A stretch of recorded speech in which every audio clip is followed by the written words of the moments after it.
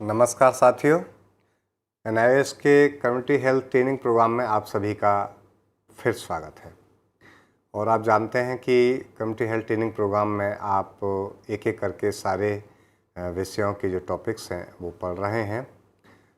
Second जो आपका विषय है, बहुत इम्पोर्टेंट विषय है, maternal and child health care, मातृत्व एवं शिशु स्वास्थ्य देखभाल।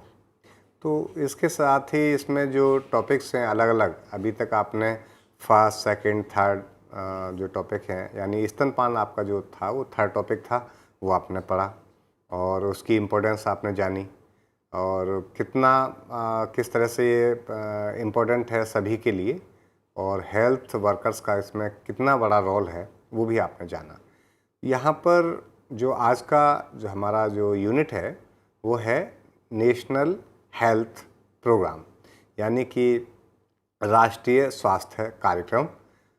आपने कभी विचार किया है, कभी देखा है कि कई बार जो कैंप लगते हैं, कई बार स्कूलों में टीकाकरण का प्रावधान किया जाता है, कई बार गांवों में आकर के या शहरों में भी वार्ड में बैठ कर के कुछ निश्चित प्लेसेस पर गवर्नमेंट टीकाकरण से संबंधित अभियान चलाती है और हम लोग सब जाते हैं तो बच्चों का टीकाकरण होता है, माताओं का टीकाकरण किया जाता है। तो ये योजनाएं क्या हैं, कभी आपने इस पर विचार किया है? तो यदि हम इस पर विचार करें तो हम देखेंगे कि सरकार मिलकर के, यानी कि हमारी केंद्र सरकार और राज्य सरकारें आपस में मिलकर के स्वास्थ्य से संबंधित कुछ कार्यक्रम चलाती हैं जो कि हेल्थ मिशन के लिए बहुत आवश्यक हैं। और इन कार्यक्रमों के माध्यम से आप एक एक कार्यक्रम से रूबरू होंगे। इसमें कुछ नेशनल हेल्थ प्रोग्राम्स की हम बात कर रहे हैं मुख्य रूप से, और साथ में भी स्टेट से संबंधित भी कुछ कार्यक्रम विशेष रूप से स्टेट गवर्नमेंट भी चलाती है, लेकिन संयुक्त रूप से ये कार्यक्रम ज़्यादातर हर राज्य में जो है वो लागू होते हैं। तो आज इस कार्यक्रम के लिए जो आपका नेशनल हेल्थ प्रोग्राम है, इस पर डॉक्टर निधि जो फिजिशियन है हमारे साथ स्टूडियो में है, वो उनके साथ ये चर्चा होगी। मैं उनका सबसे पहले स्वागत करता हूं। आपका बहुत बहुत स्वागत है डॉक्टर निधि जी। नमस्कार।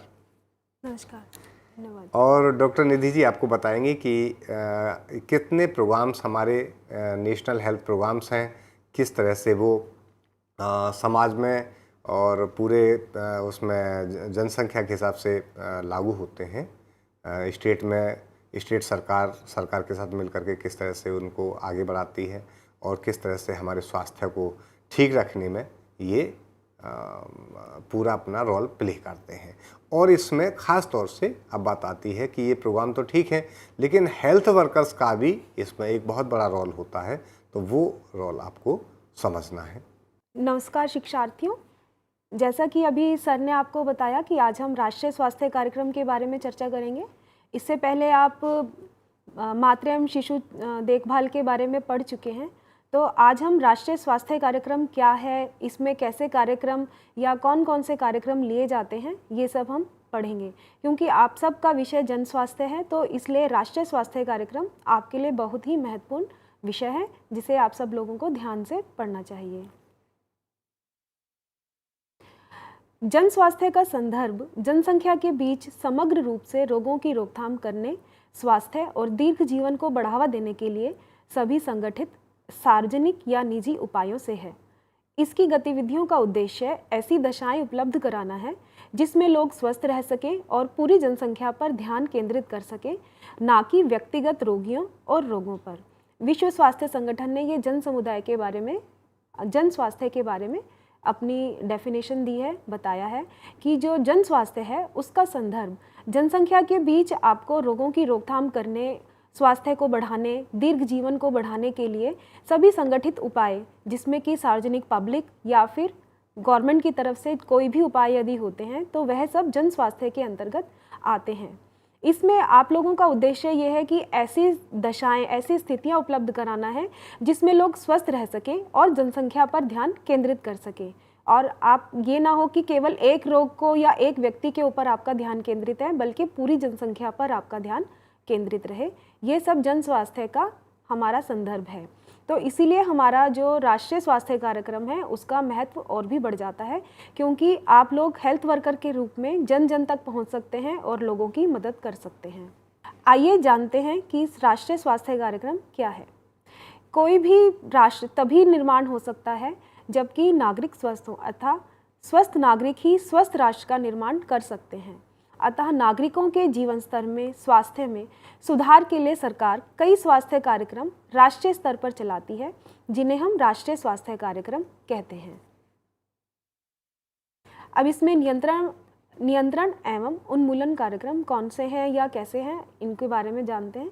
रोग पर नियंत्रण प्राप्त करने के लिए जो कार्यक्रम चलाए जाते हैं वे नियंत्रण कार्यक्रम के अंतर्गत आते हैं, तथा जिस रोग को जड़ मूल से समाप्त करने के लिए जो कार्यक्रम चलाए जाते हैं वे उन्मूलन कार्यक्रम के अंतर्गत आते हैं। राष्ट्रीय कार्यक्रम में क्या से लेते हैं हम लोग किसी भी रोग को? जब कोई रोग संपूर्ण देश में व्याप्त हो एवं देश के प्राय सभी क्षेत्रों में लोगों को प्रभावित कर रहा हो तथा उसकी निरंतर वृद्धि हो रही हो, तो ऐसी परिस्थिति में उस रोग को राष्ट्रीय कार्यक्रम में सम्मिलित कर लिया जाता है। जैसे कि आपने देखा है कि पोलियो अभियान है, पल्स पोलियो अभियान है, ये पूरे देश में चलाया जाता है। तो इस तरह से कोई भी यदि रोग है जो संपूर्ण देश में व्याप्त हो रहा है या फिर देश के प्राय सभी क्षेत्रों में लोगों को प्रभावित कर रहा है या उसकी निरंतर वृद्धि हो रही है, तो ऐसे में उस रोग को राष्ट्रीय कार्यक्रम के अंतर्गत ले लिया जाता है। विभिन्न रोगों के नियंत्रण एवं उन्मूलन के लिए राष्ट्रीय स्तर पर कार्यक्रम चलाए जा रहे हैं। ये कार्यक्रम केंद्र सरकार तथा राज्य सरकारों द्वारा संयुक्त रूप से चलाए जाते हैं।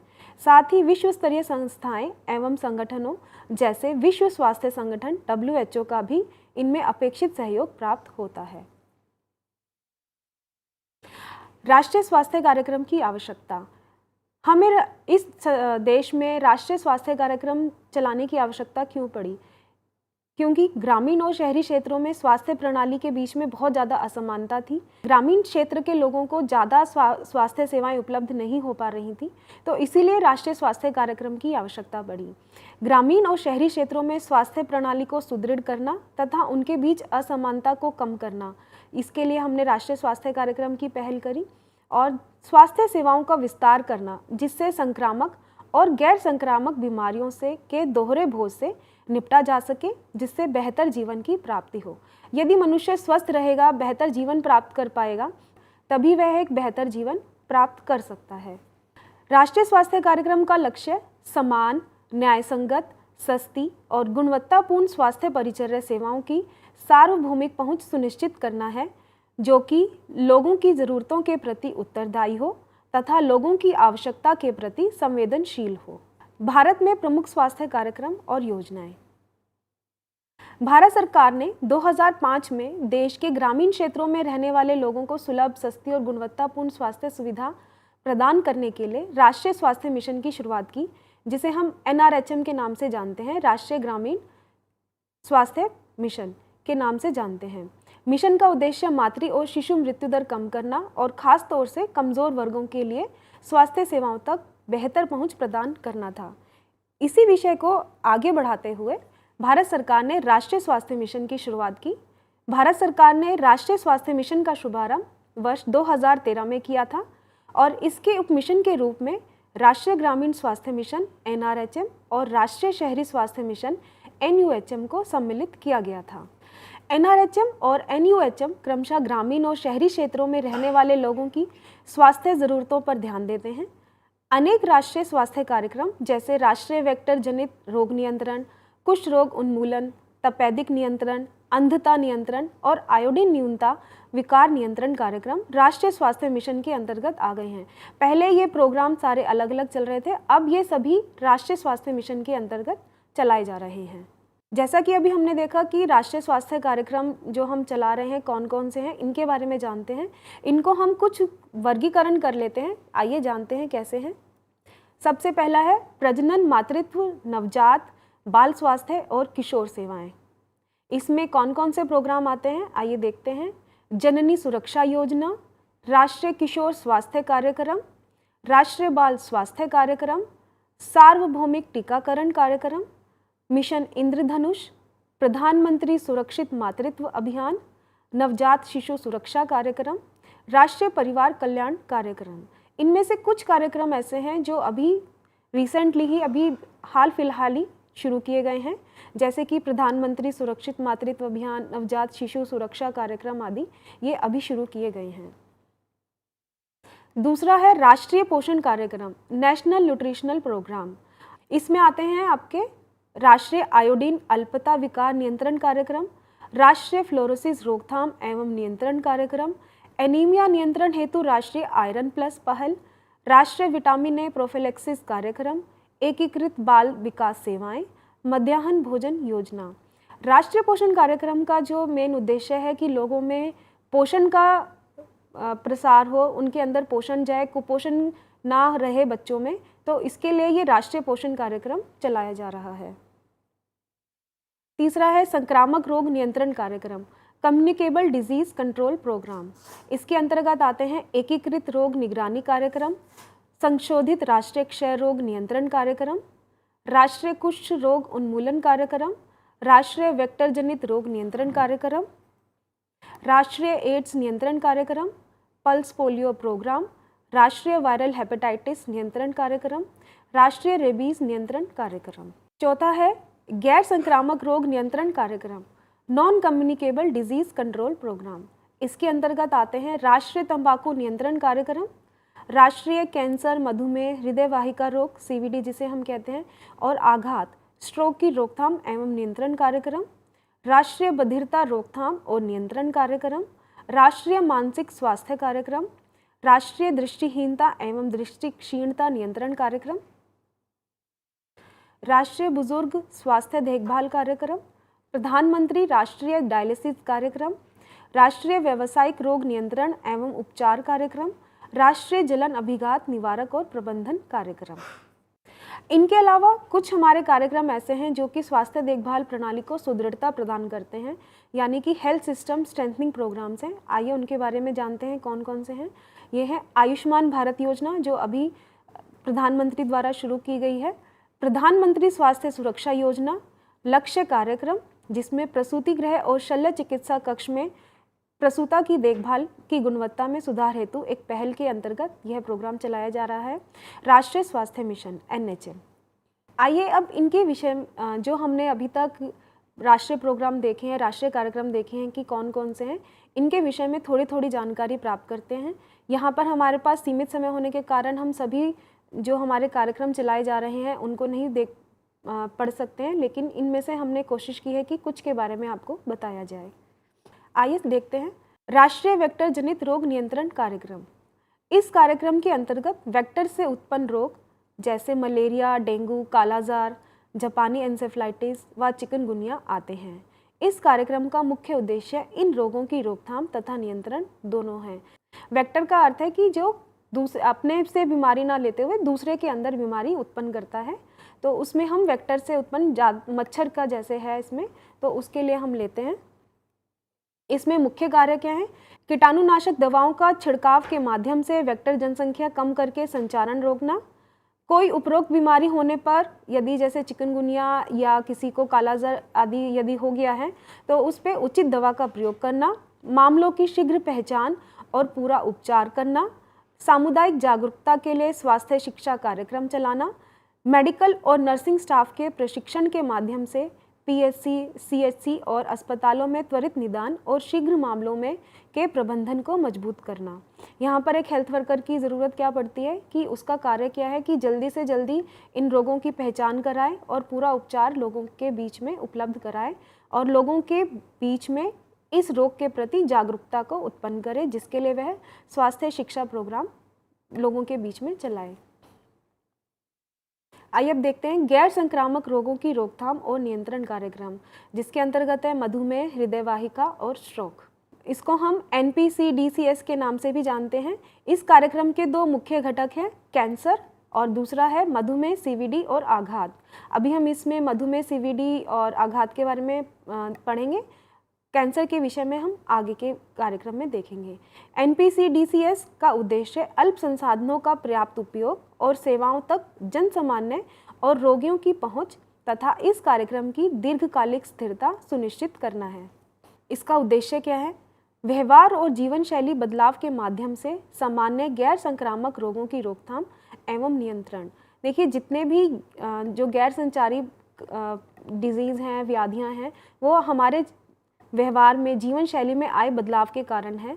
तो इसलिए इसका मुख्य उद्देश्य है कि व्यवहार और जीवन शैली में बदलाव लाना, लोगों को इसके बारे में समझाना, ताकि हम इन रोगों से बच सकें। सामान्य गैर संक्रामक रोगों का शीघ्र निदान और प्रबंधन करना, सामान्य गैर संक्रामक रोगों की रोकथाम, निदान और उपचार के लिए स्वास्थ्य देखभाल के विभिन्न स्तरों पर क्षमता निर्माण करना। गैर संक्रामक रोगों के बढ़ते बोझ से निपटने के लिए सार्वजनिक स्वास्थ्य ढांचा, मुख्यतः चिकित्सकों, पराचिकित्सकों और नर्सिंग स्टाफ के भीतर मानव संसाधन को प्रशिक्षित करना। उपशामक और पुनर्वास संबंधी देखभाल के लिए क्षमता स्थापित और विकसित करना। संशोधित राष्ट्रीय क्षय रोग नियंत्रण कार्यक्रम RNTCP, इसके अंतर्गत हम क्षय रोग अर्थात टीबी के विषय में बात करते हैं। तो 3 सप्ताह अथवा इससे अधिक समय तक खांसी और बलगम से पीड़ित व्यक्ति को जल्द से जल्द जांच के लिए अस्पताल भेजना, रोग के संक्रमण का पता चलने पर टीबी की औषधि नियमित रूप से लेने के लिए प्रेरित करना, जन्म के पश्चात सभी बच्चों को BCG का टीका लगवाने के लिए प्रेरित करना और डॉट्स प्रणाली के द्वारा टीबी रोगियों के इलाज की व्यवस्था करना, यह सब इसका मुख्य उद्देश्य है। सार्वभौमिक टीकाकरण कार्यक्रम, यूनिवर्सल इम्यूनाइजेशन प्रोग्राम, UIP भी इसे कहा जाता है। इस कार्यक्रम के अंतर्गत सरकार द्वारा गर्भवती महिलाओं, शिशुओं तथा बच्चों के टीकाकरण कार्यक्रम चलाया जाता है। विभिन्न टीकों को लगाकर बच्चों व गर्भवती महिलाओं को अनेक रोगों से बचाया जाता है। ये सभी टीके सरकारी अस्पतालों एवं स्वास्थ्य केंद्रों में निःशुल्क उपलब्ध कराए जाते हैं। तो टीकाकरण कार्यक्रम बहुत इम्पोर्टेंट है, लोगों को इसके विषय में जागरूक करना बहुत ज़रूरी है, क्योंकि यही एक ऐसे कार्यक्रम है जहाँ पे हम बचपन से ही बच्चों को बीमारियाँ होने से रोक सकते हैं और गर्भवती महिला को हम सुरक्षित रख सकते हैं, ताकि आने वाली संतति भी सुरक्षित रहे और स्वस्थ उत्पन्न हो। ये टीकाकरण तालिका है जिसमें हम देख सकते हैं कि जो गर्भवती महिलाएं हैं उनको टीटी, जो हम टेटनस टॉक्सॉइड है, कब कब लगाना है। तो इसमें आप देखेंगे कि टेटनस 1 है अर्ली प्रेगनेंसी में लगाते हैं और TT2 है 4 वीक्स आफ्टर TT1, कि जब आपने पहला TT लगा दिया है उसके 1 महीने के पश्चात TT दूसरा लगना होता है। और TT बूस्टर कब लगाते हैं? यदि 2 उसको TT की डोज मिल चुकी हैं, 3 साल में अगर वो फिर से गर्भवती होती है तो उसको एक TT बूस्टर लगाया जाता है। शिशुओं में BCG, जो कि जन्म के समय पर जितनी जल्दी हो सके उतनी जल्दी लगा देना चाहिए। यदि किसी बच्चे को नहीं लगा जन्म के समय पे, तो 1 साल के भीतर उसे ये BCG का इंजेक्शन लगवा देना चाहिए। हेपेटाइटिस B का इंजेक्शन, ये भी जन्म के तुरंत पश्चात जहाँ तक संभव हो सके 24 घंटे के अंदर लगा देना चाहिए। OPV 0 डोज, ये भी जन्म के समय और या फिर 15 दिनों के भीतर लगा देना चाहिए। OPV 1, 2 और 3, जो कि हम 6 हफ्ते, 10 हफ्ते और 14 हफ्ते में लगाते हैं। फिर DPT 1, 2 और 3, ये भी 6, 10 और 14 हफ्ते में। हेपेटाइटिस B 6, 10 और 14 हफ्ते में लगाए जाते हैं, ये हम एक पूरा डोज लगाते हैं इसमें। मीजल्स 9 से 12 महीने में लगाया जाता है। विटामिन A की पहली डोज 9th मंथ में, 9वें महीने में मीजल्स के साथ दी जाती है। बच्चों के लिए DPT बूस्टर 16 से 24 महीने के अंतर्गत लगाते हैं और मीजल्स की सेकेंड डोज 16 से 24 महीने में। OPV बूस्टर, ये भी 16 से 24 महीने के अंदर लगाई जाती है। जैपनीज एन्सेफेलाइटिस, जिन क्षेत्रों में जैपनीज एन्सेफेलाइटिस का अधिक विस्तार है या प्रकोप है, वहाँ पर उन बच्चों को 16 से 24 महीने के अंतर्गत यह टीका लगवाना होता है या उनको लगवाना चाहिए। विटामिन A की सेकेंड डोज जो है आपको 16 महीने से ऊपर के बच्चों में 6 महीने तक 5 साल तक दी जानी चाहिए। DPT बूस्टर 5 से 6 साल की उम्र में लगाया जाता है और TT बूस्टर 10 साल या 10 साल में और 16 साल की उम्र में लगाया जाता है। अब है प्रजनन एवं शिशु स्वास्थ्य कार्यक्रम RCH, reproductive child and health programme. इसमें हम देखते हैं कि जो मातृ और शिशु कल्याण के बारे में ज़्यादा चर्चा की जाती है।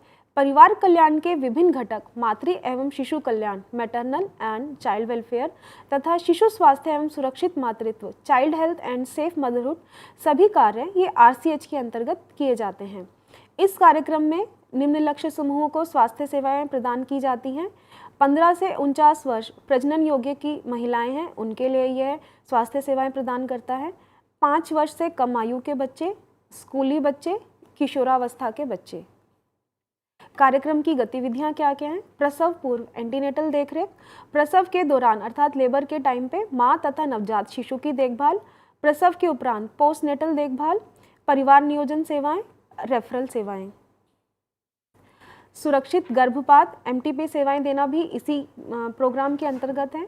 प्रजनन तंत्र के संक्रमण पर नियंत्रण के लिए जांच व उपचार सेवाएं, बाल स्वास्थ्य शिविरों का आयोजन करना, प्राथमिक स्वास्थ्य केंद्रों, सामुदायिक स्वास्थ्य केंद्रों में 24 घंटे सुरक्षित प्रसव सेवाएं उपलब्ध कराना, ये सब RCH के तहत आता है। राष्ट्रीय परिवार कल्याण कार्यक्रम NFWP national family welfare programme. Bharat दुनिया में पहला देश है जिसने वर्ष 1952 में परिवार नियोजन के लिए राष्ट्रीय कार्यक्रम शुरू किया था। यह कार्यक्रम प्रजनन स्वास्थ्य को बढ़ावा भी देता है और इसके साथ साथ मातृ शिशु और बाल मृत्यु दर एवं रोग दर को भी कम करता है। सार्वजनिक स्वास्थ्य क्षेत्र स्वास्थ्य प्रणाली के अंतर्गत कार्यक्रम के माध्यम से विभिन्न स्तरों पर परिवार नियोजन सेवाएं प्रदान करता है। राष्ट्रीय परिवार कल्याण क्रम का जो मुख्य उद्देश्य है वह मातृ शिशु और बाल मृत्यु दर को कम करना, रोग दर को कम करना, बच्चों के बीच में एक अंतर को रखना ताकि माँ को एक अच्छा टाइम मिल सके अपने शरीर को बनाने का या दोबारा से उस योग्य होने का कि वह गर्भवती हो सके और बच्चों की देखभाल अच्छे से कर सके। इसके अंतर्गत क्या क्या कार्य किए जाते हैं? IUCD जैसे अंतर पद्धति पर बल देना, प्रसव उपरांत परिवार नियोजन सुविधाएं बढ़ाना जिसके तहत संस्थागत प्रसव में PPIUCD postpartum intra uterine contraceptive device पर जोर देना, परिवार नियोजन पर मांग बढ़ाने और जागरूकता उत्पन्न करने के लिए आशा और केंद्रित ICC या BCC प्रयासों को शामिल करके गर्भ निरोधकों के समुदाय आधारित वितरण को सुदृढ़ बनाना। यहाँ पर आपका मेन रोल है कि आप लोगों को परिवार नियोजन के बारे में बताएं, गर्भ निरोधक तरीकों के बारे में बताएं। तो ये सब इस कार्यक्रम के अंतर्गत किए जाते हैं। पुरुष भागीदारी और पुरुष बंध्यकरण या बिना चीरा पुरुष नसबंदी को प्रोत्साहन देना, विभिन्न सुविधाओं में पोस्टर, सूचना पट जिसे हम होर्डिंग्स कहते हैं और अन्य ऑडियो तथा वीडियो सामग्री के रूप में जन जागरूकता गतिविधियों के आयोजन के लिए योजना और बजट बनाना। राष्ट्रीय एड्स नियंत्रण कार्यक्रम NACP, इसका मुख्य उद्देश्य है कि HIV संक्रमण से लोगों को बचाना, रक्त एवं रक्त उत्पादों को सुरक्षा प्रदान करना, HIV या एड्स रोग से संबंधित स्वास्थ्य शिक्षा को प्रभावी बनाकर जन समुदाय तक पहुंचाना, रोगी के परिवार के अन्य सदस्यों को आवश्यक स्वास्थ्य शिक्षा प्रदान करना। HIV ग्रसित व्यक्तियों के पुनर्वास की व्यवस्था करना तथा उनके मनोबल को बढ़ाना, यौन संचारित रोगों जैसे सिफिलिस, सुजाक आदि के नियंत्रण के लिए सुरक्षित यौन संबंधों को बढ़ावा देने के लिए कंडोम के प्रयोग को बढ़ावा देना, एंटी रेट्रोवायरल थेरेपी को केंद्रों में निःशुल्क उपलब्ध कराना। साथ ही साथ इसका उद्देश्य है कि लोगों के भीतर इस जागरूकता को बढ़ाया जाए कि HIV कैसे होता है या एड्स कैसे होता है, उनके तरीके जो विस्तार का तरीका है वो लोगों के बीच में बताया जाए और उनसे बचा कैसे जाए उनके बारे में जागरूकता पैदा करना इसका मेन उद्देश्य है, मुख्य उद्देश्य है। सबसे ज़्यादा है सुरक्षित यौन संबंध को बढ़ावा देने के लिए कंडोम का प्रयोग को बढ़ावा देना, ये इसके अंतर्गत बताया जाता है।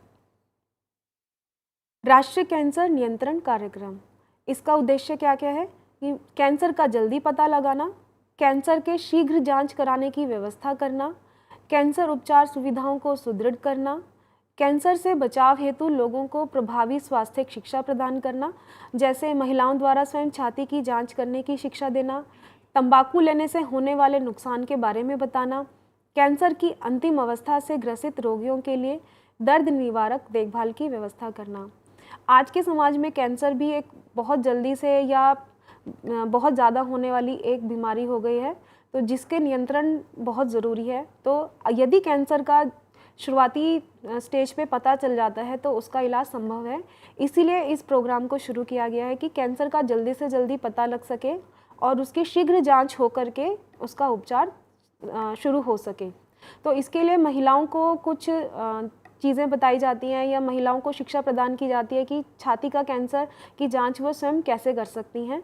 तो उनके लिए उनको कुछ चीज़ें बताई जाती हैं, शिक्षा प्रदान की जाती है। तंबाकू से होने वाले नुकसान के बारे में बताना भी इस कार्यक्रम का मुख्य उद्देश्य है। राष्ट्रीय आयोडीन अल्पता विकार नियंत्रण कार्यक्रम, यह एक पोषण अभियान के जो न्यूट्रिशनल प्रोग्राम्स हमने देखे थे उसके अंतर्गत ये प्रोग्राम आता है। इसका उद्देश्य है आयोडीन की अल्पता विकार की भयावहता का आकलन करने के लिए सर्वेक्षण, क्योंकि आयोडीन की कमी से गॉइटर नामक रोग हो जाता है। जैसे आप चित्र में देख सकते हैं, इसमें घेंगा रोग जिसे हम आम भाषा में बोलते हैं वह हो जाता है। तो उसको नियंत्रित करने के लिए ये प्रोग्राम चलाया जा रहा है। सामान्य नमक की जगह आयोडीन युक्त नमक की आपूर्ति करना, आयोडीन के विस्तार की पहुंच का आकलन करने के लिए प्रत्येक 5 वर्ष के बाद पुनः सर्वेक्षण करना, आयोडीन युक्त नमक का प्रभाव और आयोडीन न्यूनता विकृति सर्वेक्षण या पुनर्सर्वेक्षण कराना, आयोडीन युक्त नमक और मूत्र उत्सर्जन में आयोडीन की प्रयोगशाला निगरानी करना, स्वास्थ्य शिक्षा और प्रचार, ये सब इसके मुख्य उद्देश्य हैं।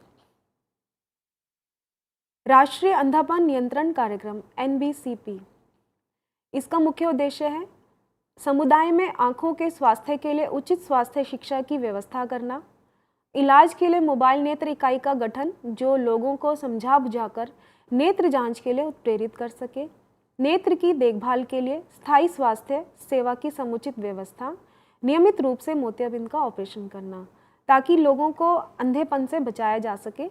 इसके लिए सरकार बहुत सारे कार्य कर रही है।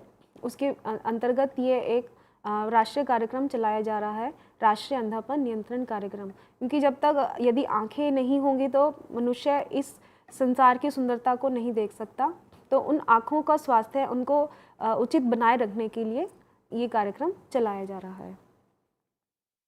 राष्ट्रीय बधिरता रोकथाम और नियंत्रण कार्यक्रम, इसका मुख्य उद्देश्य क्या है? बीमारी या चोट के कारण होने वाली परिहार्य बधिरता की रोकथाम करना, श्रव्य हानि एवं बहरेपन के लिए उत्तरदायी कर्ण समस्याओं की शुरू में ही पहचान, निदान एवं उपचार करना, बहरेपन से पीड़ित सभी आयु वर्गों के व्यक्तियों का चिकित्सीय रूप से पुनर्वास करना, बहरेपन वाले व्यक्तियों के लिए पुनर्वास कार्यक्रम की निरंतरता के लिए मौजूदा अंतर क्षेत्रीय संयोजनों को सुदृढ़ करना, उपकरण एवं सामग्री तथा प्रशिक्षण कर्मियों के लिए सहायता की प्रदानगी के जरिए कर्ण परिचर्या सेवाओं के लिए संस्थागत क्षमता को विकसित करना, साथ लोगों को जागरूक करना, इसके विषय में बताना कि कौन कौन से कार्य ऐसे हैं जो नहीं करने चाहिए जिससे बहरापन आ सकता है। जैसे कि आप चित्र में देख सकते हैं कि रोड साइड चलते हुए किसी से कान साफ नहीं कराना चाहिए। एक तो कान में इन्फेक्शन होने का डर है, दूसरा पर्दा फटने का भी डर रहता है। तो इसलिए यदि आपको कान में कोई भी दिक्कत लगे, किसी आपको हेल्थ वर्कर होने के नाते यदि आपको पता चलता है कि कोई व्यक्ति या बच्चा कान के रोग से पीड़ित है, तो उसको तुरंत ENT स्पेशलिस्ट के पास लेके जाएं और वहाँ पे उसका इलाज करवाएं।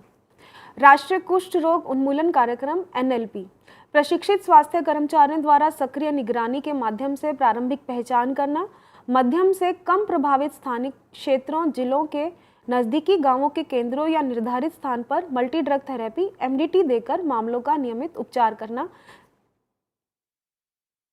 रोग से जुड़े सामाजिक कलंक को दूर करने के लिए त्वरित स्वास्थ्य शिक्षा और जन जागरूकता अभियान का कार्यान्वयन करना, उपयुक्त चिकित्सा पुनर्वास और कुष्ठ रोग अल्सर देखभाल सेवाएं देना इस कार्यक्रम का मुख्य उद्देश्य है।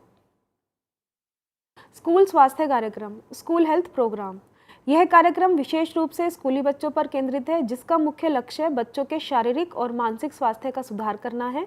बच्चों की व्यक्तिगत स्वच्छता, पोषण, सुरक्षित पीने का पानी, योग की सुविधा, पर्यावरण स्वच्छता आदि इस कार्यक्रम के अंतर्गत आते हैं। स्कूल स्वास्थ्य कार्यक्रम के घटक क्या हैं? सामान्य स्वास्थ्य की जांच करना, एनीमिया पोषण संबंधी स्थिति की जांच करना, व्यक्तिगत स्वच्छता जैसे दांतों की जांच, त्वचा की स्थिति, आंखों की जांच आदि करना, व्यवहार समस्याओं के लिए परामर्श सेवाएं देना, विकृमीकरण डीवर्मिंग करना, टीकाकरण कार्यक्रम जैसे राष्ट्रीय टीका कार्यक्रम के अनुसार करना, दोपहर का भोजन मिड डे मील उपलब्ध कराना। राष्ट्रीय ग्रामीण स्वास्थ्य मिशन NRHM, जैसा कि आपने देखा अभी पहले हमने जाना था कि राष्ट्रीय ग्रामीण ग्रामीण क्षेत्र हैं उन लोगों के लिए यह प्रोग्राम शुरू किया गया था। राष्ट्रीय ग्रामीण स्वास्थ्य मिशन ग्रामीण आबादी के लिए प्रभावी स्वास्थ्य देखभाल प्रदान करने के उद्देश्य से 12 अप्रैल 2005 में शुरू किया गया। महिलाओं और उनके स्वास्थ्य में सुधार सहित बच्चों के स्वास्थ्य के लिए वंचित समूहों, सार्वजनिक स्वास्थ्य को मजबूत बनाने में, सामुदायिक स्वास्थ्य को सक्षम बनाने में, सेवा वितरण की कुशलता को बढ़ाने के लिए इसका विस्तार किया गया था। इसका लक्ष्य क्या है? बाल मृत्यु दर एवं मातृत्व मृत्यु दर में कमी लाना, महिला स्वास्थ्य, बाल स्वास्थ्य, जल, शौचालय व स्वच्छता, प्रतिरक्षण एवं पोषाहार जैसे सार्वजनिक स्वास्थ्य सुविधाओं तक सार्वभौमिक पहुंच सुनिश्चित करना, स्थानिक बीमारी के साथ साथ संचरणीय एवं गैर संचरणीय बीमारी की रोकथाम एवं नियंत्रण, एकीकृत वृहद प्राथमिक स्वास्थ्य सुविधा को सुलभ बनाना, जनसंख्या स्थिरीकरण एवं लैंगिक तथा जनसांख्यिकी संतुलन बनाना, स्थानीय स्वास्थ्य परंपरा एवं मुख्यधारा आयुष को पुनर्जीवित करना, स्वस्थ जीवन शैली को बढ़ावा देना, जननी सुरक्षा योजना का सही ढंग से कार्यान्वयन। ग्रामीण स्वास्थ्य मिशन के तहत कुछ मुख्य प्रोग्राम आते हैं या प्रमुख कार्यक्रम आते हैं जो कि हैं ग्रामीण स्वास्थ्य स्वच्छता एवं पोषण दिवस कार्यक्रम और जननी सुरक्षा योजना। VHSND का उद्देश्य जो भी हमने पढ़ा कि इसमें गांवों में सुरक्षा, स्वच्छता, पोषण के लिए ये कार्यक्रम किया जाता है। यह दिवस प्रत्येक आंगनवाड़ी केंद्र स्तर पर महीने में एक बार खास तौर से बुधवार को आयोजित किया जाता है। इसमें ANM एवं अन्य स्वास्थ्य कार्यकर्ता समय पर आंगनवाड़ी केंद्र पर मौजूद रहकर स्वास्थ्य एवं पोषण संबंधी सारी सुविधाएं उपलब्ध कराते हैं। मातृ तथा शिशु मृत्यु दर में कमी लाना, NVBDCP के अंतर्गत आने वाले संक्रामक रोगों की रोकथाम और इससे ग्रस्त लोगों की संख्या में कमी लाना, कुपोषण की दर में कमी लाना, स्वास्थ्य के सुरक्षात्मक एवं प्रोत्साहक आयामों को समुदायों के बीच उजागर करना इसका मुख्य उद्देश्य है। जननी सुरक्षा योजना राष्ट्रीय ग्रामीण स्वास्थ्य मिशन के अंतर्गत प्रजनन एवं शिशु स्वास्थ्य कार्यक्रम के तहत माता एवं शिशु की मृत्यु दर को घटाना प्रमुख लक्ष्य रहा है। तो इसके अंतर्गत गरीबी रेखा से नीचे जीवन यापन करने वाली महिलाओं को संस्थागत प्रसूति कराने के लिए 1000 रुपये की आर्थिक सहायता प्रदान की जाती है। जननी सुरक्षा योजना की शुरुआत संस्थागत प्रजनन को बढ़ावा देने के लिए की गई थी, जिससे माता एवं नवजात शिशुओं को गर्भ से संबंधित जटिलताओं एवं मृत्यु से बचाया जा सके। जननी सुरक्षा योजना का मेन उद्देश्य यही है कि मातृ और शिशु दर में कमी लाना, ताकि एक स्वस्थ माता ही स्वस्थ बच्चे को जन्म दे सकती है, इसलिए इस योजना की शुरुआत की गई थी। तो शिक्षार्थियों, अभी हमने कुछ राष्ट्रीय स्वास्थ्य कार्यक्रम के विषय में जाना कि इनके माध्यम से सरकार की एक ही महत्वाकांक्षी योजना है कि लोगों को एक बेहतर जीवन दिया जा सके, उनके जीवन स्तर में, स्वास्थ्य में सुधार लाया जा सके, ताकि वे एक बेहतर जीवन जी सके और एक कुशल राष्ट्र का निर्माण कर सकें। तो इसमें आपका बहुत महत्वपूर्ण योगदान है कि लोगों को समय से या जो प्रोग्राम या जो कार्यक्रम सरकार के तहत चलाए जा रहे हैं उनकी जानकारी लोगों के बीच पहुंचाना, उनको क्या क्या सुविधाएं इस प्रोग्राम में दी जाती हैं उनके विषय में बताना, ये सब आपका मुख्य कार्य है कि आप इन सब को जानें और लोगों के बीच में जन शिक्षा के द्वारा लोगों के बीच में जागरूकता उत्पन्न करें। आशा है कि ये सब जो हमने यहाँ पे प्रोग्राम पढ़े हैं इनसे आपको कुछ मदद मिलेगी और आप आगे अच्छा करने में सक्षम होंगे, और जो लोग इससे संबंधित हैं या जो नहीं हैं उनको भी एक महत्वपूर्ण जानकारी प्राप्त हुई होगी, ऐसी हमारी आशा है। आपके अच्छे भविष्य की कामना करते हुए धन्यवाद।